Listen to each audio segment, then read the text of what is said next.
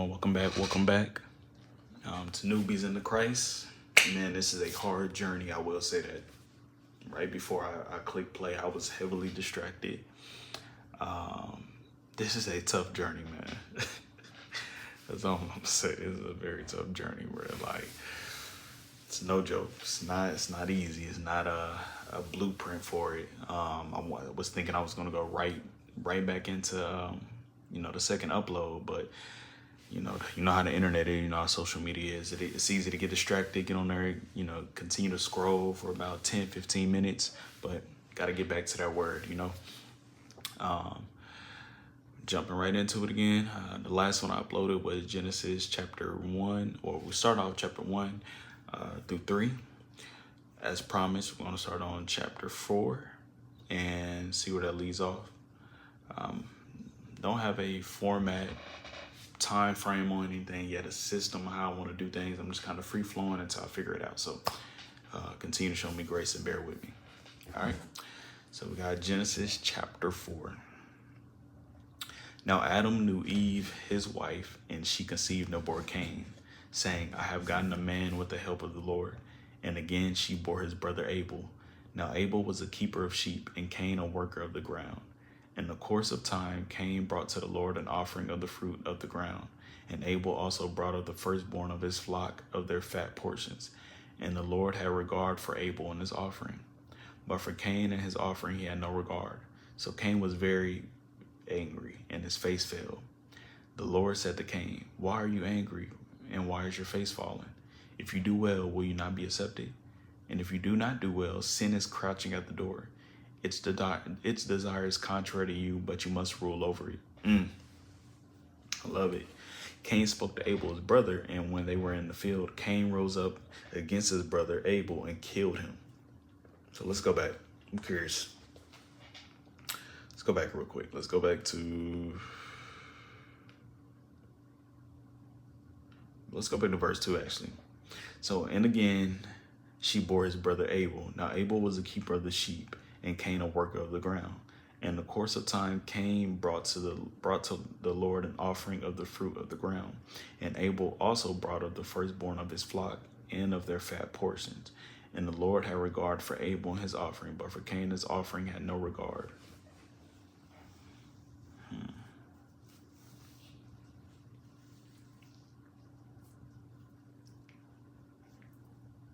Interesting. So Cain was very angry and his face fell. The Lord said to Cain, Why are you angry and why has your face fallen? If you do well, will you not be accepted? And if you do not do well, sin is crouching at the door. Its desire is contrary to you, but you must rule over it. Cain spoke to Abel, his brother, and when they were in the field, Cain rose up against his brother Abel and killed him. Then the Lord said to Cain, Where's Abel, your brother? Right? He said, I do not know. I am my brother's keeper. Am I my brother's keeper? And the Lord said, What have you done? The voice of your brother's blood is crying to me from the ground. And now you are cursed from the ground, which has opened its mouth to receive your brother's blood from your hand. Wow. When you work the ground, it shall no longer yield to you its strength. You shall be a fugitive and a wanderer on the earth. Cain said to the Lord, My punishment is greater than I can bear. Phew. Behold, man, God, man, look, behold, you have driven me today away from the ground, and from your face I shall be hidden. I shall be a fugitive and a wanderer on the earth, and whoever finds me will kill me. Then the Lord said to him, Not so. If anyone kills Cain, vengeance shall be taken on him sevenfold. And the Lord put a mark on Cain, lest any who found him should attack him. Then Cain went away from the presence of the Lord and settled in the land of Nod, east of Eden. Cain knew his wife, and she conceived and bore Enoch.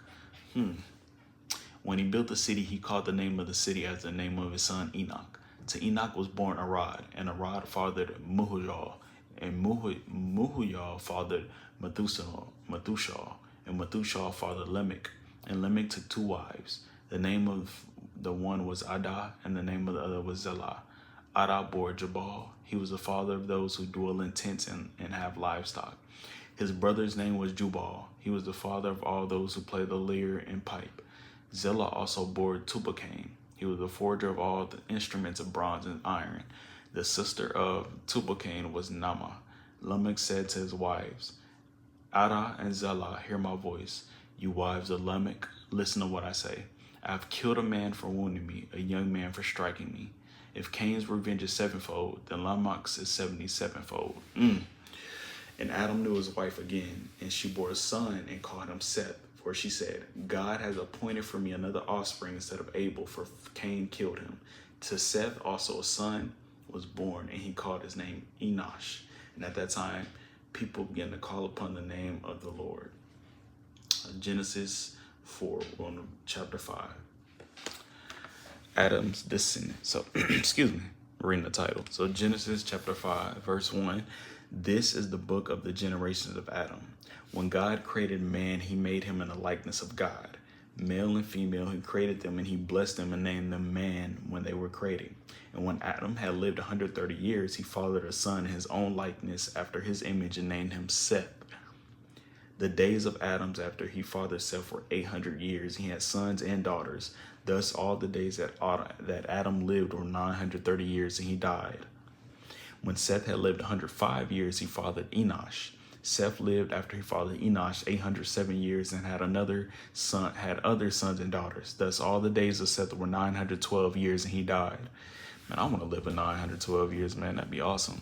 I want to get to live 70 years now. It's crazy. We don't have nearly enough time. God punished us with time.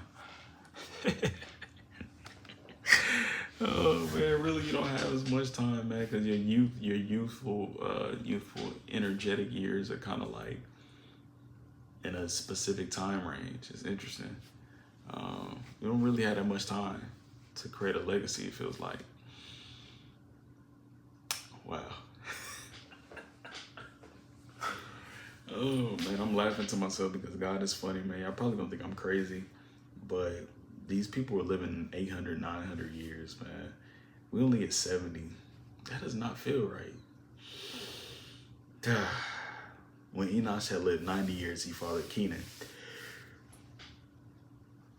Excuse me. Enosh lived after he fathered Kenan 815 years and had other sons and daughters. Thus all the days of Enosh were 905 years, and he died. When Kenan had lived 70 years, he fathered Mahalalel. Kenan lived after he fathered Mahalalel 840 years and had other sons and daughters. Thus all the days of Kenan were 910 years, and he died. When Mahalalel lived 65 years, he fathered Jared. Mahalalel lived after he fathered Jared 830 years and had other sons and daughters. Thus all the days of Mahalalel were 895 years, and he died. When Jared had lived 162 years, he fathered Enoch.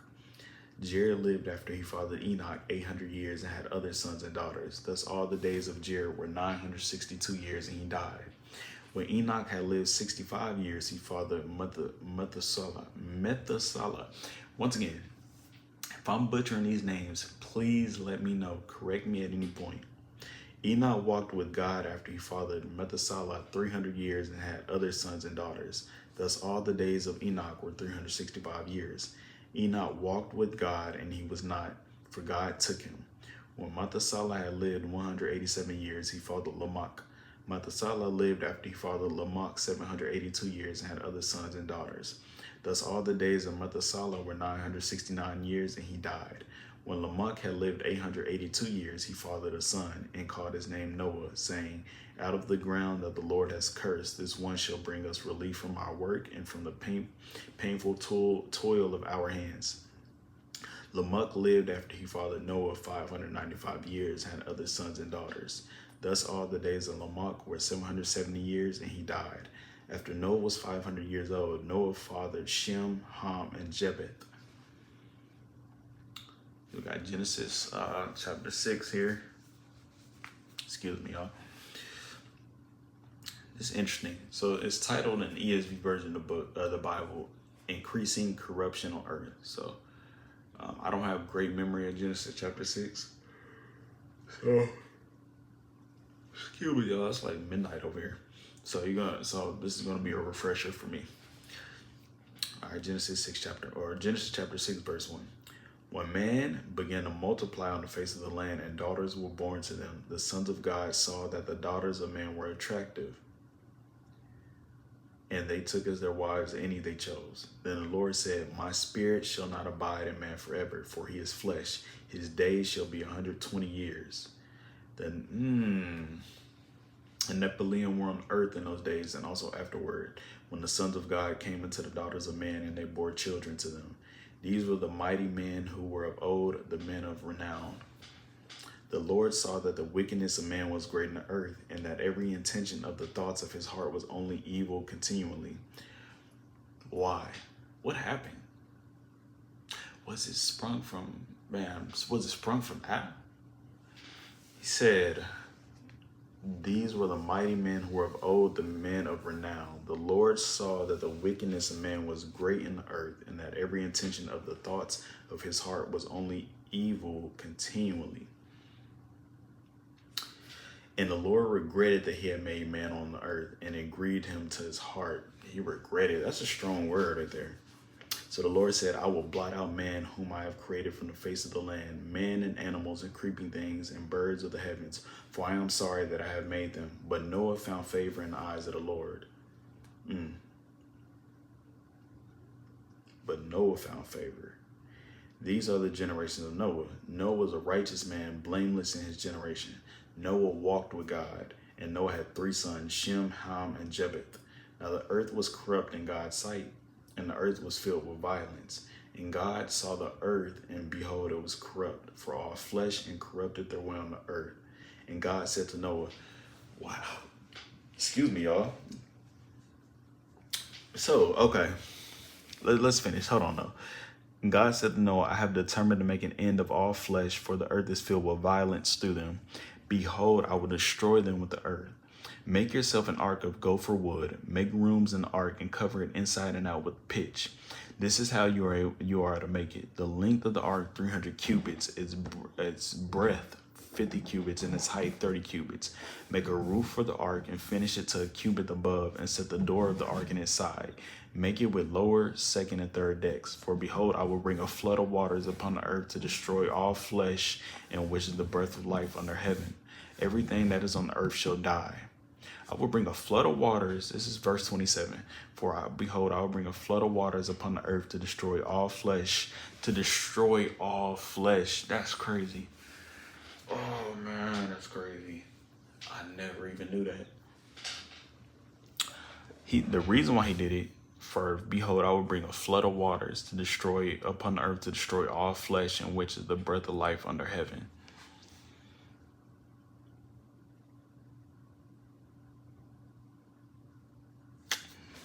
I gotta highlight that one. That's powerful. Everything that is on the earth shall die. Sheesh. But I will establish my covenant with you, and she'll come into the ark. You, your sons, your wife, and your sons' wives with you. And of every living thing of all flesh, you shall bring 2 of every sort into the ark to keep them alive with you. They shall be male and female.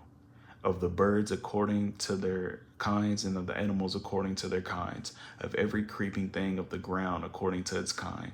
2 of every sort shall come into you to keep them alive. Also take with you every sort of food that is eaten and stored up, and it shall serve as food for you and for them. Noah did this, and he did all that God commanded him. Sheesh. Man, we're gonna stop right there. That's powerful. That's powerful. Flesh, to kill the flesh. Gotta flood the earth to kill the flesh. Created man, and I regretted it. Man was evil. Eesh. Man, that's heavy, man. It's a lot of punishment being done in the early, man, setting the tone. Genesis sets the tone. You know, it's the beginning. It's the opening. It's the trailer. It's the opening scene, setting the tone of punishment. Sheesh, man. And we equate God to just being a miracle worker, and he does things that we want him to do. No, you listen to me. I command you. And if you don't, man, come on now. I ain't trying to preach. I ain't trying to teach. Man, thank you guys for watching. I hope you were able to, get some resource. And get your food, man. We getting our food with this one. Next video, we will start at Genesis chapter 7. Once again, don't have a structure yet, but we'll figure it out together. We'll start at Genesis chapter 7, see where that leads us to. And yeah, we'll just keep it pushing. I'm excited. You guys take care. God bless. And remember, we're on this journey together. You know, we're learning every day, removing our flesh, leaning more into the spirit, leaning more into God. You know, make mistakes, man. God forgives us. Just give yourself that room to forgive yourself. All right.